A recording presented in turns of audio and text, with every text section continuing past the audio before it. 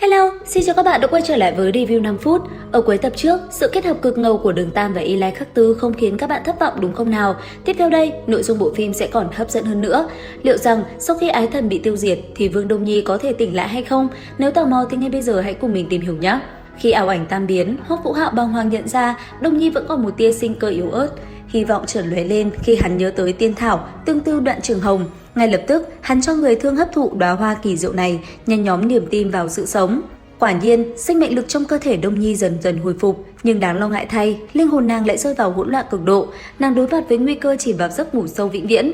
Vậy là sau khi tất cả thoát khỏi càn khôn vấn tỉnh cốc, Hoắc Vũ Hạo không trở về học viện mà quyết định sẽ đưa Vương Đông Nhi đến Hạo Thiên Tông. Trước tình hình ấy, Bối Bối rất lo cho sự an nguy của hắn. Tuy nhiên, Đường Môn cần có người đứng ra chủ trì đại cục, bởi thế sau khi thương lượng, Bối Bối quyết định để Từ Tam Thạch và Giang Nam Nam hộ tống hai người Hoắc Vũ Hạo đến Hạo Thiên Tông. Về phía Vương Thu Nhi, cô nàng cũng không trở về học viện Sử Lai Khắc mà thông báo với mọi người rằng bản thân sẽ quay trở về thế giới của mình.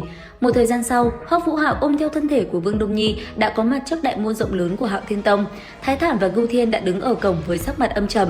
Nhìn thấy hai người, Hoắc Vũ Hạo có chút tội lỗi, hắn lắp bắp: "Đông Nhi, cô ấy..." Ngưu Thiên cắt lời hắn: "Cậu không cần phải nói gì nữa, chúng ta đều biết hết cả rồi." Hoắc Vũ Hạo buồn rầu đáp: "Thúc thúc, Đông Nhi cô ấy có thể tỉnh lại được không?" Nghe vậy, hai vị cường giả không trực tiếp trả lời hắn mà ôm lấy thân thể của con gái mình rồi lạnh lùng lên tiếng: "Những chuyện này đều không liên quan gì đến cậu, từ nay về sau, cậu không cần đến tìm con bé nữa." Dứt lời thì hai cánh cổng lớn của Hạo Thiên Tông cũng liền từ từ khép lại.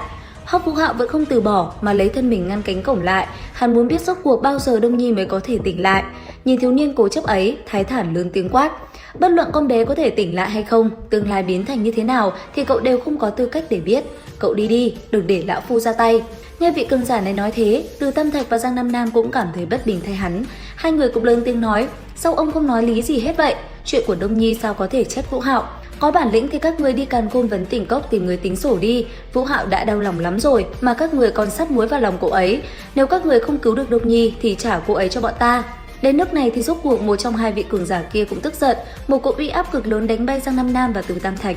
Về phía Hoắc Vũ Hạo, hắn vẫn cố thủ ở trước đại môn rộng lớn của Hạo Thiên Tông.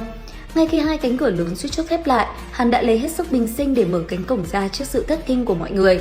Chứng kiến một màn này, Thái Thản rốt cuộc cũng thở dài một hơi rồi lên tiếng: "Cậu đã tiến bộ rất nhiều, nể tình cậu có vài phần thật lòng với Đông Nhi. Ta nói rõ cho cậu biết, cha của Đông Nhi đã từng về đây. Ông ấy nói với chúng ta, bệnh trong cơ thể của Đông Nhi đã tái phát. Nếu như không phải là cậu đã tìm thấy tương tư Đoạn Trường Hồng cho Đông Nhi ăn, chứng minh cậu thật lòng với nó, thì bây giờ cậu đã là một cái xác rồi. Tình huống hiện tại của nó rất không ổn, chỉ có thể tĩnh dưỡng trong Hạo Thiên Bảo. Cậu đi, chí ít thì trước khi Đông Nhi tỉnh lại, nơi này không chào đón cậu. Nếu như nó tỉnh rồi, thì ta sẽ phái người đến học viện Sử Lai Khắc thông báo cho cậu. Lúc ấy mà nó còn muốn ở cùng cậu, vậy thì nói sau đi." Dứt lời thì Thái Thản cũng quay người rời đi. Thấy hắn còn chưa nỡ rời đi, Ngưu Thiên trầm giọng nói: "Ta nhắc nhở cậu một câu, cho dù Đông Nhi tỉnh lại, thì trước khi cậu chưa có thực lực bảo vệ nó, thì chúng ta cũng tuyệt đối không cho phép nó ở cùng cậu. Lập tức rời khỏi, nếu như ngươi còn dây dưa, thì đừng trách lão phu không nương tay." Cánh cửa đá to lớn rốt cuộc cũng khép lại, Hoắc Vũ Hạo rốt cuộc cũng không cố phản kháng nữa, hắn thầm quyết tâm nhất định sẽ trở nên mạnh mẽ để khi người yêu tỉnh lại, hắn có đủ sức để bảo vệ cô ấy. Nghĩ thông suốt, Hoắc Vũ Hạo cũng quay qua phía hai người bạn của mình và bảo bọn họ trở về Đường Môn, hắn phải bế quan tu luyện để mau chóng trở nên cường đại. Cùng lúc đó tại Đường Môn, Nam Thu Thu đang như lửa đốt.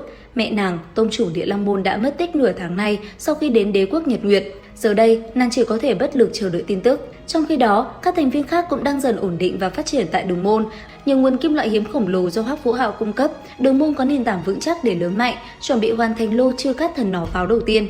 Diệp Cốt Y, thiếu nữ kiêu ngạo sở hữu võ hồn thiên sứ, cũng đang tạm trú tại Đường Môn. Trong các buổi giao đấu, nàng thường xuyên nếm mùi thất bại trước kiếm si Quý Tuyệt Trần. Để tìm cách chống đỡ, Diệp Cốt Y hay rủ Nam Thu Thu hợp lực, dù phối hợp ăn ý, cả hai vẫn không phải đối thủ của Quý Tuyệt Trần, ngay cả khi hắn chưa hề dùng toàn lực. Đúng lúc này, Bối Bối trở về từ học viện Sử Lai Khắc, mang theo một tin tức cực kỳ quan trọng. Mẹ của Nam Thu Thu cùng những học viên và trưởng bối mất tích khác đều còn sống, nhưng tất cả đã rơi vào tay đế quốc Nhật Nguyệt. Bối Bối phân tích, đế quốc Nhật Nguyệt công khai bắt giữ các nhân tài trẻ tuổi nhằm 3 mục đích chính. Thứ nhất là làm các học viện, tông môn và quốc gia khác ném chuột sợ vỡ bình, không dám hành động mạnh. Thứ hai là gài bẫy những người đến giải cứu, và cuối cùng chắc chắn là đang câu giờ để nghỉ ngơi, phục hồi lực lượng. Trước tình hình nghiêm trọng này, các thành viên chủ chốt của Đường Môn lập tức triệu tập một cuộc họp khẩn cấp. Trong cuộc họp, Nam Thu Thu vô cùng kích động, nóng lòng muốn lập tức lên đường cứu mẹ, nhưng được mọi người khuyên can giữ bình tĩnh.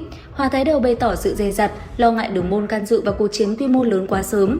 Sau một hồi thảo luận căng thẳng, tất cả thống nhất, hành động giải cứu và được lên kế hoạch cẩn trọng, lấy Học viện Sử Lai Khắc làm chủ lực, Đường môn sẽ đóng vai trò phối hợp, tuyệt đối tránh mọi hành động liều lĩnh.